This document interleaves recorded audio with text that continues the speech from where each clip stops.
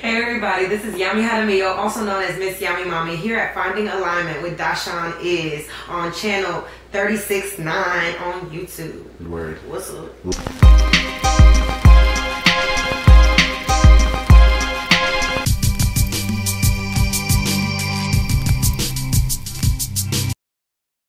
Just because you know what? I'm such a friggin' nerd, like on some real shit, like I feel like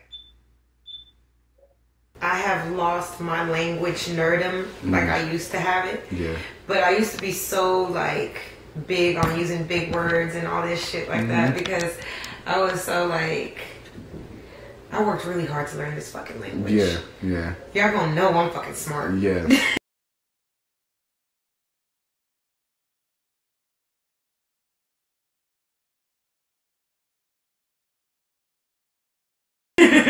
You know what that is? That's that immigrant shit. You gonna know I'm smart. The fuck? That's that, you work know. really hard to talk like this. English as a second language or immigrant shit. Like when you come to America, you're supposed to be on point.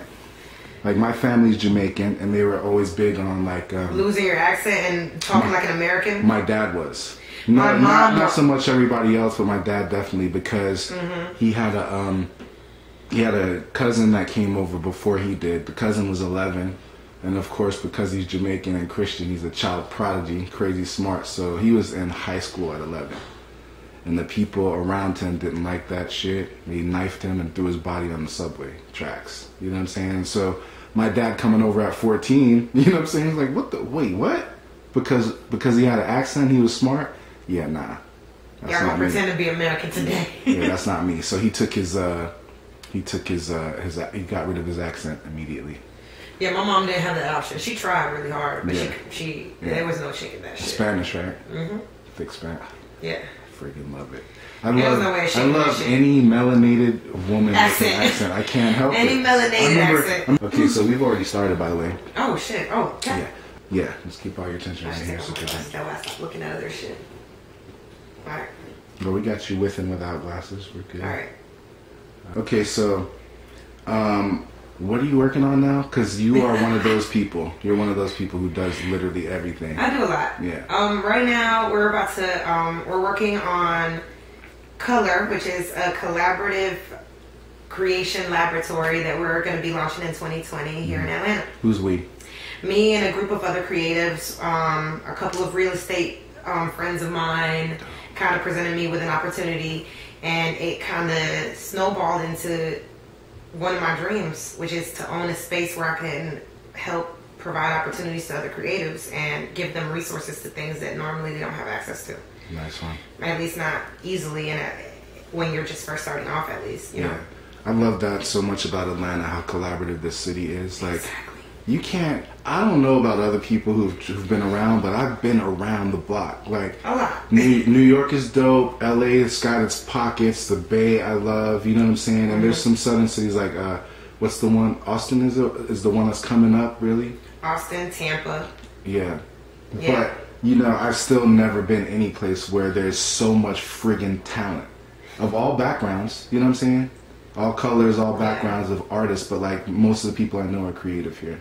That's you know? True. And so with this group that you're working with, what's your portion in that? I'm going to be marketing director and co-manager of community engagement and strategy. Okay. So those are my roles in the company. So what's the idea? Like, can you talk about what it's going to do? I can't really talk too much about it yet. Yeah. All I can say is it's going to be a collaborative co-work space and shared kitchen.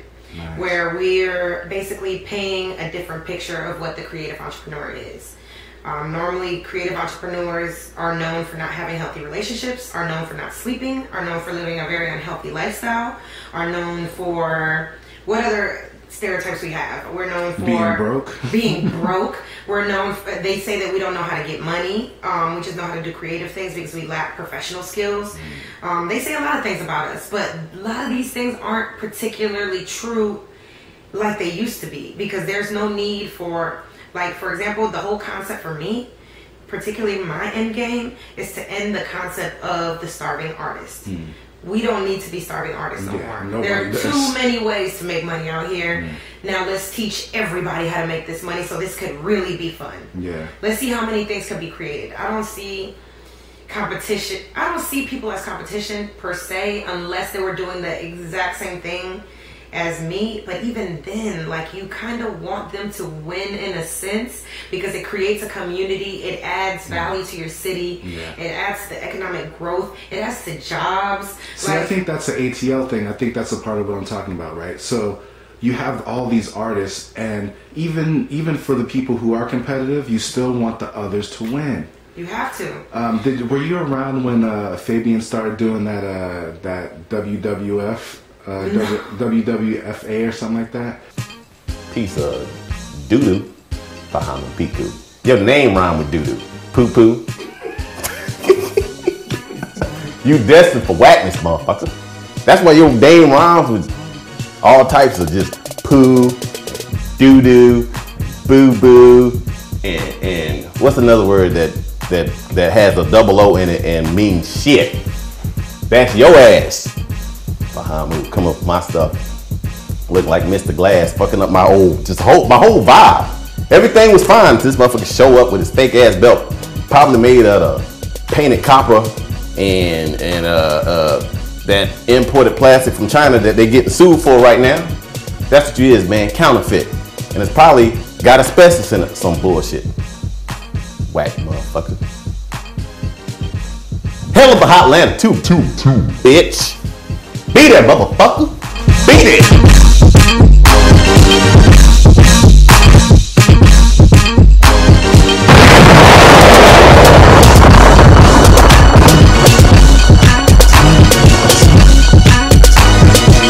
I don't remember. It was like it was supposed to be like the World Wrestling Federation, right? But he was doing like art battles. No, and I think. It was when was crazy. that? Was that? It was years ago. I want to say 209 maybe.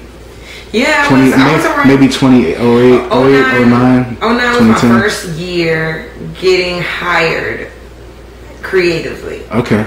The first time. No. Take that back. No, it wasn't. It was my first year working with a major company though. Okay. Like with a big company that I wasn't just helping build out from the ground up. Yeah. And I feel that was a very interesting time. The years between 09 and 2014, those were very developmental years in my career and in my life in general. Mm-hmm. Like I had to change a lot. Those were my brokest years as well. Yeah. Yeah. Between 2009 to 2014, those were some of my brokest years. Yeah. And I feel like the whole concept right now, my main goal is to create bridges between these silos in Atlanta. That's what's up. That is my ultimate goal, is to create bridges. And not even just bridges. I'm talking about bridges isn't even a good analogy. The right analogy would be I'm aiming to create shuttles from one to the other. Gotcha. Consistent shuttles. Yeah. They often are going from ideation to implementation and execution quickly. Because I feel like I'm realizing how fast deals move in other industries that they believe themselves to be way more professional than us. Yeah. And I realize why they move so quickly. It's because there are not so many people. Everybody knows their role and they play that role specifically, and that's it. Yeah. As creatives, we tend to have to deal with everything because we don't start off with a team. Yeah. We don't start off with all these resources. We start off and we build it from scratch. We might just have talent and that's it. We have nothing else and we have to figure everything else out. Yeah.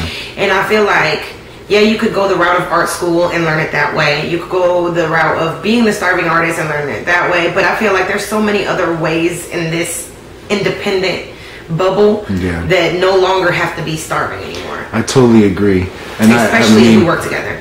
That's the key, I think, is to stay the ego and work together. Right. And to what I was saying before about Atlanta, there's egos here, obviously, but it's different than other places because again, you're gonna be looking out for the other person to win. Not necessarily, though. Not I disagree. I disagree with that to an extent. I do believe that Atlanta does support a lot of Atlanta's own, but only when everybody else is fucking with you. Okay.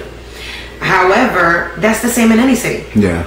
And I feel like in Atlanta we get a lot of critique and a lot of judgment because everybody's out here and you're able to touch them. You can pull up anywhere in Atlanta and see a celebrity and we look at them like a regular person. Yeah. Why? Because most people in Atlanta think that everybody's just the same. We're all in the same bubble. Yeah. Which granted, we are as humans, yes, absolutely. All in the same bubble. But that ego is just, I feel like it's easily hidden because it looks like you're supporting somebody when in reality you just needed them.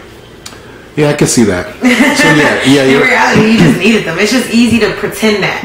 I feel like the way you see through the ego is through understanding spirit, is through understanding who you vibe with, is in the process of creating your team and understanding what resonates with your soul. Yeah. Like, people be so disconnected, and that's the biggest premise of this space, is to connect all these aspects of your well-being and couple that with your business life. With your business life. Yeah.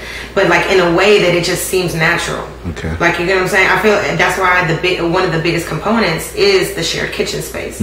Because I feel like, how many times, and this is a question for you, how many times have you had to work on a project and you did not move for hours, didn't eat for hours? Next thing you know, you have a huge headache. You don't know where the shit came from. Oh, I ain't eaten 12 hours. I've been saying, what am I doing? What am I doing? We always do that. Yeah. What if right there in your co-working space where you're building out whatever, there is a kitchen that's providing you meals from a locally sourced farm? I think it's brilliant. From a locally sourced farm, creating a shuttle from independent farmers of color here in Atlanta with a space that is funded by people of color, where people of color work, where they are building ideas between technology and creatives and coupling the two with some good nutritious nutrition, just a good vibe, just in an atmosphere that feels authentic to the culture that you are, to who you are. Like this is like, we're about to release surveys to creatives and stuff to ask them what is it that you really like, what are aspects that you're really looking to in a place that you're working. You know what I'm saying? Like, what makes you feel most comfortable? Yeah. You know what I'm saying? And well, to answer the question that you asked originally, I have been in those spaces. I have had those headaches, and generally speaking, when you're in those spaces, there's some Red Bull to grab, a soda. You know what I'm saying? Some donuts. Dasani. Yeah. Oh my god. Water. Oh my god. I don't even believe in Dasani. That's not water. You know that they give that to you at the hospital. Yeah. And it's like, why? Because we're in Atlanta, Georgia, and it's owned by the Coca-Cola company. But all it is like what, like salt water. I mean, if nice that, it could water. Be toilet water they added minerals to, for all we know. It's not real water at the end of the day. But the point is, like, you know, in these spaces, crappy food. So yes, like, I think it's a brilliant idea that you have like natural, holistic, farm fresh, you know, something good that can really sustain you. Let's change the narrative of all this. Let's start making it so that creatives have access to tech entrepreneurs and venture capitalists. Let's make it so they all are congregating in the same space. So that they have a fucking chance to make some money. Y'all need them anyway. Yeah, we all need each other. We all need each other. Think about it. There's so many things that wouldn't have been invented if multiple worlds didn't collide. So we need to make them collide in a way that is authentic to everybody that wants to do that. Wants to be there, like, you're a technology head, right? You do design, all these different things. I feel like your clients should come right out of the same spaces that are creating. They're creatives. They might be a completely different type of creative. They might be an artist manager, but he needs designs for his artist music. Yeah, exactly. We just need to, if we're more collaboration is entrusted within spaces that you feel comfortable. Because if the space itself provides a level of of relaxation, of not even relaxation, of comfortability to your productivity. Because I know that I can't be as productive as I can be if I'm hot as hell, or if I'm annoyed, or like I can work in noise because I am a creative. Like I work in noise. But like there's so many different levels and so many different types of people out here. So we're creating a space for a certain type of person that really wants to be in a collaborative mode, that is aiming to collaborate, that is aiming to create amongst others, and wants to have these resources allotted to them, and wants to provide resources as well. I love that idea because as an entrepreneur, as a creative, and just as a human being, I'm very much a hermit. I like to work alone, but I also love the collaborative work, which is why I love filmmaking. You know what I'm saying? Because you can't make a film by yourself. You know what I'm saying? You literally need every single component to make it work, right? Exactly. And so what I love is exactly what you're talking about. I've created my thing. Now I come to the group and present it. And as a group, we're like, okay, here's what I can add to it. Here's what I think you should take out, blah, blah, blah. And then I can go back in my cubby hole and work some more. Right. Like, I like the idea of being able to do both, you know? Exactly. And this project right here, like this Finding Alignment space, is really for me, it's an opportunity for me to talk to people I find interesting about shit that I find interesting, and add everything that I love. Graphic design, the music, the directing, editing, all of it. I love doing all of it, and that's what but it's all just me, right? Exactly. So then I'm doing the Facebook posts, I'm doing the YouTube thing, I'm doing Instagram, and it takes a lot. Yes. So the idea of being able to then go to a hub and be like, okay, so here's what I've built up. Is anybody interested? Like, can anybody work with me to do X, Y, Z? And how can we barter services? Or how can I pay you to, get in, I love that idea. I mean, like you said, there's white folks that are doing it. You know what I'm saying? White folks doing it don't even like each other. Yeah, and hate each other. They don't even like each other. So imagine a space where everybody basically loves each other. You know? Check this though. Yeah. This is something that I've realized to be an issue. People like other people to inherit their struggle. Yes. Okay. Yeah. Break that down. People love a good come up story, right? And if you don't have a hard enough come up, you ain't really paying your dues. You're kind of whack. You had the silver spoon or something like it. And then all of a sudden you have to prove yourself differently, right? Yeah. Granted, I had plenty of struggle stories. Fine. But I'm not sitting here talking about it with nobody else again. Yeah. I'm not sitting here telling nobody younger than me that she has to go through the same shit I went through to get to my seat. It's not necessary. White people don't do that. Yeah. Ever. They don't. They believe in nepotism hard body. It's true. You my blood, I don't care if you're not qualified for this job. I'm getting you this job that where our family maintains generational wealth. Generational wealth. You go figure. That's why there's so many dumb asses in high positions. Nepotism. Yeah. Now we need to do this. We need to do the same in a sense, but do it smarter. In which not only am I putting my bro into a position, but I'm training him to be better than everybody. He's gonna be better than everybody. I'm training him. I'm making sure that he's better than everybody at that position once he gets in there. Yeah, absolutely. Our training has to back up the same concepts, because we already in the richest neighborhood in Atlanta, the black people that live in it are the best at what they do. Absolutely. Yeah. Well, what you're talking about is essentially what happened with me at GTM. When GTM was starting, I was offered to be a partner, to be on the ground floor, but I moved away on some love shit. Right. So these other guys got in and started it and did a great job, by the way. You know what I'm saying? Amazing work. And when I was invited in, I had no background in marketing. I didn't even finish college. So, some books were suggested. And me and maybe 3 or 4 other people were chosen to be brand managers of this company. Only one of them had gone to school for marketing. The rest of us were just out here figuring it out. Yeah, straight up guerrilla. I'm the only person who read all the books cover to cover. You know what I'm saying? Of course on some nerdy version shit. I mean, okay, because I'm not going to be out here. When's your birthday, by the way? It was last Saturday, the 7th. Happy belated. Thank you.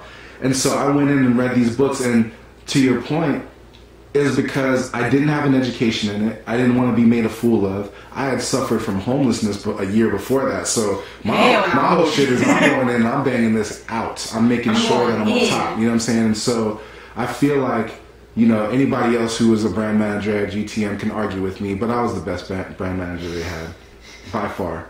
Because look, you know, Ian, for example. Ian is an alumni of that, and if it wasn't for me saying to him like, "Yo, stay in here," you know, you can get a job. You don't have to move away. You don't have to end this. And look what he's done. Like, look what he did for GTM, and look where he netted out at. You know what I'm saying? We've got there's a whole host of people that none of these my listeners will really know, but you know, there's a whole host of people who worked for me who came back and worked for GTM. The other brand managers I don't even think they have one. If they have one employee that worked for them on their teams and came back and worked for GTM, I don't think there are any. But I've got like 7, 10, I don't remember at this point because it's been such a long time. And it's because of what you're saying, genuinely caring about who's in the position. Make sure that you hire the best person, and then while they're in that space, train them to be better. Level that shit way the fuck up. Train them to be so fucking good. And the people, then they don't have to stay there. And the people that were on my teams, I hired them because I admired who they were, and now I admire them even more for what they've done. Like Deepa is out in the world doing her. Deepa is in Sri Lanka. Being a fucking beast. I mean, she was a beast. She was literally a beast when I met her. She was 20. She was 24. I can't remember, but like in her mid-20s. And at that time, her and best friend at that time had already raised like something like $3 million for people of color in her neighborhood where she's from for education. So I'm like, wait, what now? Yes, I need you. Could you come over here, please, and show me how to be dope like you? You know what I'm saying? Sorry, I'm over by my nails. No, do your thing. We chilling. But yeah, so to your point, I think that, you know, an incubator space where you can magnify that kind of living, that kind of like ideology, you know? And I feel like it's always, and like beyond that, I just feel that, a lot of the holes of what the economic gap, what have only increased the economic gap in Atlanta, are starting to be magnified as far as like publicly, like we could see the holes now. Now we see where this gap is coming from. Oh, we peep. So now I feel like the city itself is trying to play like, oh, but it wasn't because of us. So let's do this. Like they have all these different initiatives that they're trying to advertise and all this stuff and this, that, and the other. Still not wholeheartedly marketed to the actual kids in APD schools. APD, what does that stand for the people? Atlanta Public. Yeah. Atlanta Department Public, or something like that. I don't know. Not APD. Atlanta Public. Not APD. Atlanta. That's something. Whatever. And Atlanta schools. The information is not really public advertised to the kids in the high schools within the city. So the opportunities are going to all these older people that have already been in the game and Gotcha. And I just feel like it should never work that way. I feel like we should feed it all. Again, it has to be taking care of the whole person. You know what I'm saying? And I feel like we have to as people of color in the biggest pay disparity city in the U.S. We owe but yet the most affluent black people within a square mile, anywhere you look in the same city, you have to kind of start putting together plans and agendas that foster the collaboration amongst people from different sectors. So you're saying like bringing those people with money together with people who still need some help, some resources at least. Yeah, and I feel like we should do it differently. Like I feel like most of the time people have always, for example, the mindset of coming in and taking over somebody, the whole gentrification thing, is all a play of opportunity. Oh, that's a nice neighborhood. That is a neighborhood 5 minutes away from the stadium. So what if it's the hood? I'll come in there and I'll buy it. See, when we get money, we want to move up and out. Move out, exactly. Yeah. And I get it. Completely 100% get it. Mm-hmm. I get tired of living in the hood too. Yeah. It happens. I want to be in a nice place. I want to be in a nice, safe neighborhood like everybody else does. I want to be in a nice, safe neighborhood. But at the same time, I'm fully aware that we can make this make this neighborhood that. Mm-hmm. That's why I refuse to leave. Yeah. Like, I refuse because, and then think about just like Pittsburgh and Pittsburgh Yards and how for their first meeting 2 years ago, over 400 people showed up from the neighborhood. Wow. This neighborhood ain't but so big. Yeah. Over 400 people That's crazy. Yeah. came to that meeting because they were nervous. Mm-hmm. They were scared. They were afraid of being displaced. Mm-hmm. They were nervous about their children and where they would go to school. They were nervous about a lot of things. Mm-hmm. They were trying to rezone all this shit. It's like there's so much. So much that there is to fear. But in I'm sorry. is that joint, man? I thought it was. I'm sorry. That we perceive to be fear, but I see it as all opportunity. Mm-hmm. Like, I'm looking at it now from a different respect because I see other people like me out here that are working really hard to close these gaps and to make things accessible and to make things better. And I just feel like us constantly focusing on the problem. Oh, gentrification has happened. Oh, this has happened.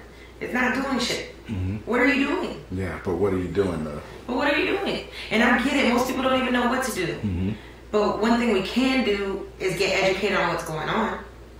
That's a start. One thing we can do is show up to town hall meetings. I know they be boring. I know they long as hell. But you can show up. You can show up and learn. I'm completely on board with that idea of let's stop talking because I think the bottom line is we all know what the problem is. If we're not talking about solutions, then we shouldn't even be thinking about the problem because we're only creating the problem more. We're manifesting. Exactly. And you get it. You have no. Well, you do have an idea. I was about to say you have no idea, but most of my time is spent reversing something. If I'm looking at something that's ugly, I make it pretty immediately. Like I'm bringing my mind to that space so that I can go out in the world and help other people figure out how to do that, because it's such an important, like you were saying earlier about how white folks just bring their own people in, right? Mm-hmm. They also don't spend a lot of time on some woe is me bullshit. You know what I'm saying? When it comes down to it, they're gonna figure out a problem or get somebody who knows how to get. You know where the woe is me comes from? The woe is me is when we're doing all the shit that they wish they could do.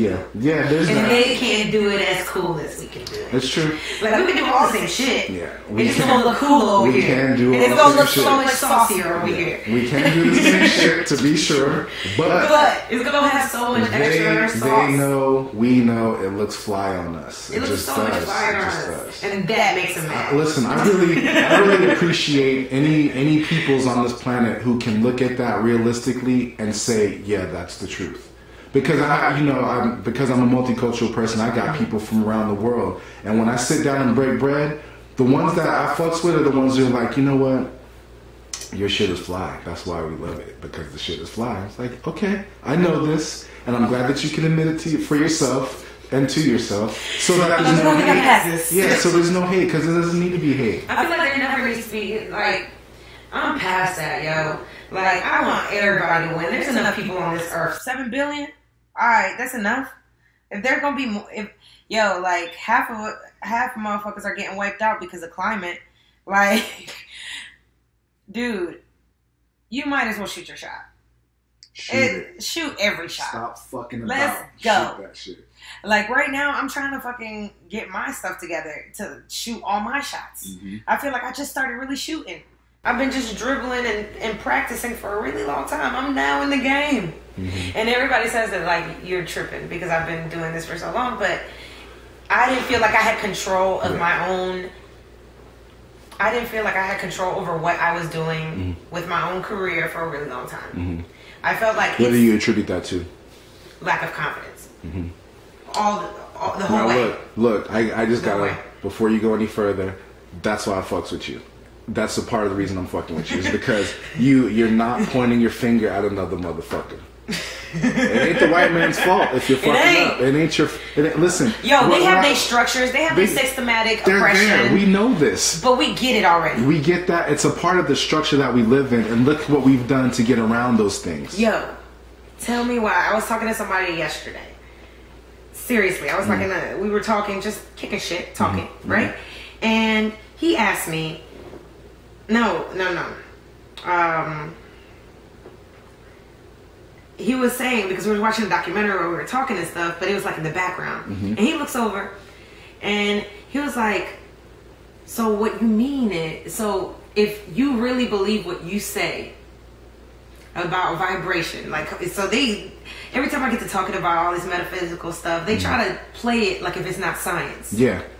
They keep trying to play me like if I'm like on some some magical thinking shit. It is magical thinking, but magic is science. That's what I tell them. It's like, yeah, they be trying to clown like it's magical thinking. Yo, like even remember like, when they split the cell for the first time and they realized what the fuck happened when the cell is observed? Yo, that is a science physics experiment. And it's about vibration. And that is manifestation in its own proper. What? Whenever I talk about law of attraction, I know what you're saying. You know what I mean? Yeah. Whenever I talk about law of attraction or anything like that, I always bring it to science, especially for so-called skeptical people. It's like, well, do you understand quantum mechanics? Because quantum mechanics literally explains how the law of attraction works. I always tell people, I was like, do you know how your phone works? Exactly. You don't. But you don't. But you know. But you believe it. It's you magic. You don't see where that shit came from. Yeah. 100 years ago, if we would have been on our cell phone checking our emails, what is a fucking email? What's an email? Let me show you. Let me Google it and I'll show you. This is what an email is. It was like, wait, what? Yeah. Who are you? Who is in the phone? Yeah. Who do you have trapped in that contraption? What the hell's going on? Like, they would have been looking at us crazy. All of this is magic. Technology, magic. It's just in a physical form. We figured it out to the extent. The only reason why they call it metaphysics is because they haven't fully explained it to a point that they could call it just physics. That they could just call it physics. Like, all of this is still science. It's just a science that we are still trying to understand so we could become higher beings. I agree. You know what I'm saying? That's why they work so hard powers that be, society in general. In general, work really hard to dilute your vibration. All these electromagnetic things, they don't have to be wired the way they're wired. You know what I'm saying? They don't have to be, but they've taught us a science that only will work through a power that destroys us. Yeah. Like, you get what I'm saying? They've taught us a science that only will work if you use up a resource that your natural Earth habitat is holding for we don't know what, for real. And look, here's the issue that I have with that. It's like it feels like it's going against nature. Okay, well, here's the thing. For something to be created, something does have to be destroyed. That's how nature works. But I'm saying it doesn't have to be so violent as we make it as human beings. I think that we add a little extra stank on stuff. We destroy. Yeah. Human beings are the white folks of Earth. Human beings are the white folks of Earth. That shit is hilarious. We are. We destroy everything. We come in this shit and we be straight up fucking up ecosystems, not noticing it. Like, think about it. When you're outside on your porch and you want to have your little barbecue, you mad that there are flies around. Yeah. You're in their habitat. You start swatting flies. You start fucking flies up. Flies you're in their habitat. Yeah. That's their home. That's their shit. Fucking up my shit, son. You gonna bring food to my neighborhood and not offer me no shit? Right. You gonna bring exactly. That's funny. No, but it's like we gotta think about it like that sometimes. Like, yes, there's for example, lions never eat so much of their prey that they kill off their food source. Yeah, that's true. Somehow they just know when to stop. How is that? Because they're How full. is it? How is it that when you're full? How is it that every other animal on Earth has learned to adapt to their environment without killing it, except humans? And it is because of our arrogance to nature, our arrogance to the metaphysical, to what we can't see, to what we can't touch. It's like we will only understand what is told to us makes sense by a higher power. Yet a lot of us refuse to believe in a higher power.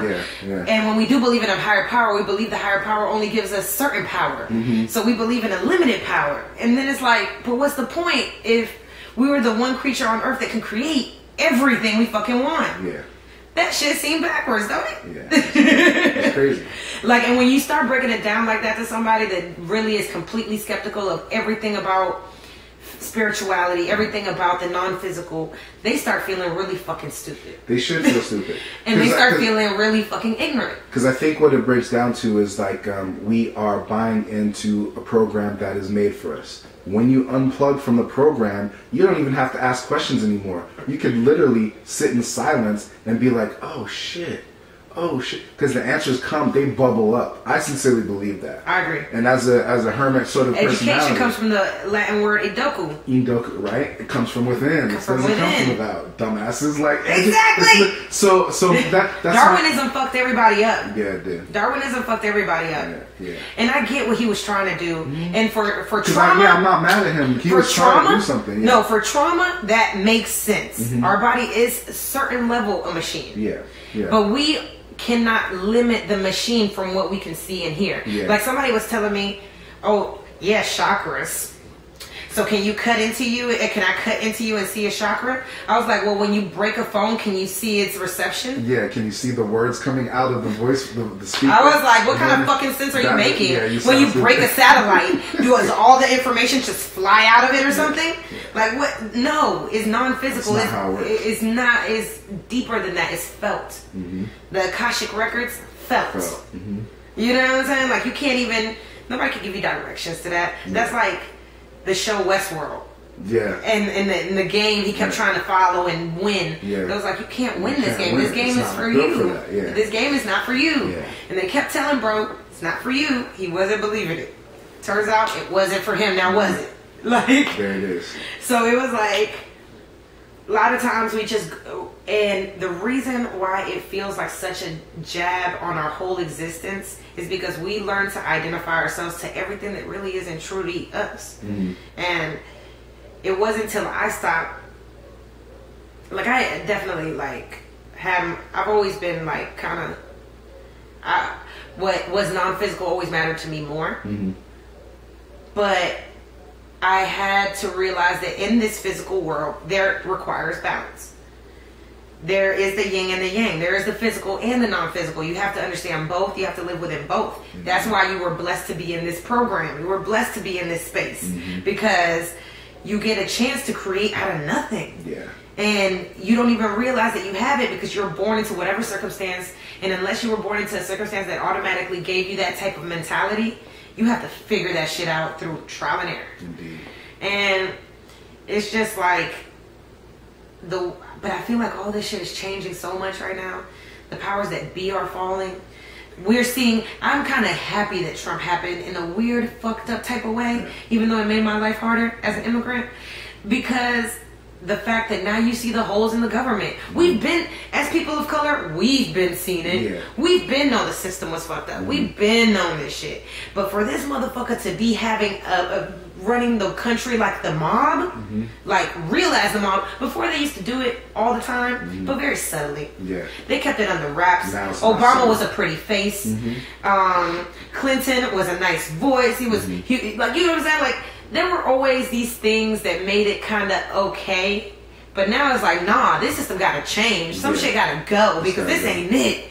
Look, you know, you're not, for me, I totally agree with you in terms of, I see, the way that I look at it is things are happening as they should be happening.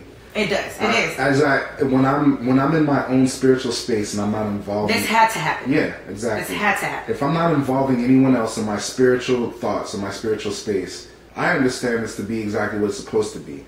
He's not my enemy. I don't have any hatred towards him. What's happened because of where he is the Me Too movement. What's happened because he's in that space, the Me Too movement happened. That's true. Because the Me Too movement happened, pedophilia is cracking the fuck open. I don't know if you saw my last post, but yo, these motherfuckers been playing with kids forever, yo. Everybody has, but we would not know about it if it wasn't for him to be in that space. You extrapolate that, figure it out how you want to. I can break it down, but I just want people to be logical about this shit. He's in there shaking shit up. And for people shit's falling off. People who voted for him see him as a rebel, like he's the cause that is breaking down and showing the holes in the shit. Nah, motherfucker, he's one of those people he's a perfect cog for that machine, as far as I'm concerned. Even if he's a monkey wrench cog that's fucking the system up, he's still a part of that system. So for me, what it's doing is cracking the space wide open. If that jackass can run that space, we used to be upset about W. You know what I'm saying? We used to be upset at Bush, man. This ain't nothing. We used to be upset about that dude, but now look at him compared to this guy. We prefer Bush. It's crazy. But Bush has in war, so that's different. They all have something to do with the system that is fucked up. It was fucked up from the gates. Obama killed Gaddafi. Listen. Aided slavery in Libya. Drone strikes. Listen, and here's the thing. Again, I'm not pointing at individuals. Because I'm looking at that system. The whole system's fucked up. Our so-called Constitution was written by people who were aspirational about them and their own culture. When they say all, they were not talking about the Negro. You know what I'm saying? They were not talking about the Latin immigrant. They weren't talking about any of that shit. They were talking about corporations. Them. That's it. Their corporations, their systems, their secret societies. And so when people throw the Constitution in my face, I'm like, yeah, but you know that wasn't about you, right? So if we're going to reform anything, we need to reform all of it. From the bottom up. From the gates, from the bottom up. We need to come up. Because all But you know what's going to happen first, right? Revolution? We out here. How can it not? The revolution will not be televised. And here's the other thing. But we will be up in this bitch. Here's the thing, is like rebellion and all that shit. I need people to understand who just want to take up arms and go fight. The people who are the rebels go in and take over the office, and they become the people that the next people rebel against. If you look at all of the countries that have been destabilized, generally by the CIA, and I'm not trying to be a conspiracy theorist, these actual motherfuckers are online and tell you, yeah, so we went down there and we paid that dude $1 billion and said we want this shit, and that's why it is the way it is. Since we know this and they're telling us this, why are we still fucking around? You know, my biggest question to modern day people is like, did you read 1984? Did you have to read 1984 in school like I did? Because if you read 1984, like I was in either 8th or 10th grade, I can't remember. But if you read the book, the whole book is about what we're going through right now. The book was written by Orwell in 1948, released in 1948, and it's about 1984. And the whole idea about 1984 is thought police. And Big Brother. There's literally a TV show that's been on for 20 years that the term comes directly from the book 1984. Big Brother is not a good thing to sit around the house with your friends and watch. Big Brother is an oppressive society of cameras everywhere that are invading your space. There's cameras inside a television. They're watching you. Our FBI agent is looking at us right now. What's up? Of course, we have a cell phone that's on right now with a battery in it, so everything is always recorded now. But we've all invited it in, just like the book 1984 said that we would. Look at V for Vendetta, a movie like literally what that shit comes from 1984. That's my point. V for Vendetta, like that's literally what I think he's doing in those camps with those kids and those immigrants. He's infecting them with something, then he's going to release them, and they're not going to be productive citizens anymore because they're fucked up in the brain because you've had them in cages since they were kids and took away their parents. Exactly. There was I know a couple people that had their parents deported when they were younger. And they're very detached people. They've grown to figure it out and become like citizens, productive citizens. But they have trouble forming close bonds with people because they've learned to keep people at bay because they might get snatched. Like the person that they loved the most growing up was taken from them. Yeah, they ended up having to grow up without a family. And figure it out themselves. So that's the way they move about everything. Yeah. They got to figure it out. And nobody's gave them guidance. They got lucky because they got in better circumstances than other people and got moved along, and yes, you do have power of the mind. You can change all your circumstances. That still applies everywhere, but not everybody has the same access to the same education. And you know that piece right there, a part of the reason why, for me, it's important that we have these kind of conversations is so that more people can understand you're not alone. If you're thinking this way, or you're thinking about thinking this way, or you need some respite from that fucking storm you're in, you know what I'm saying? We have to keep talking about it because this is our only means of getting it out into the world, right? Yeah, they control all the media, but we've got the cameras, we've got the access, we've got the vibration to get to the right people, I believe. You know what I'm saying? I have full faith in us, like as a planet. And I'll tell you why. Because I met people like you.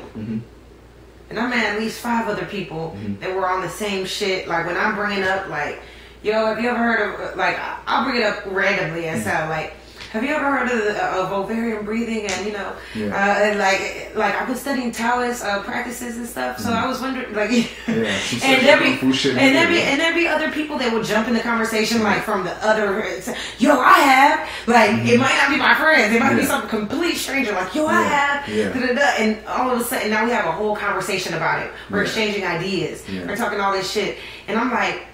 And that was at random. Yeah. But there's nothing random. Yeah. So there's like. my domestic. It was you. No, but it's just I have full faith in us because as hard as the bad people are working, we're working just as hard. Yeah, straight up. They just have better press. Yeah, that's it. They just got better press than us. They got better press, and I think. But we're doing the same shit just in different forms. Yeah. And a lot of times, good people can't say what they're doing out loud because. Because Nipsey Hussle. That's because. And they keep saying that was just a snitch, this, that, another. Come on, listen, even back in the old back in the old days of the gangs in New York, when they first started, how did they get somebody to infiltrate their community? The police first. They would round up somebody, find the weakest one, get that one, threaten them with life in jail, get them to kill the leader. That is how they did it. Malcolm X. They got his. The king. They got his homie. Malcolm X got killed by his homie. Yeah, and this is what I'm saying. And we're not gonna. We're not gonna get deep into that. We'll come back to some of that another time. But this gets deep. This is my point. Like. There's always going to be somebody to try to take us off of here, right? But to your point earlier, shoot your motherfucking shot. Because we're either here or we're not here. At the end of the day, we're all gonna die, so we can't spend our lives being afraid. And I feel like not being in physical form gives you room to do a lot. Like, look at Nipsey has done more work since he died than he could ever imagine. Because of the fact that his vibration just took the fuck off.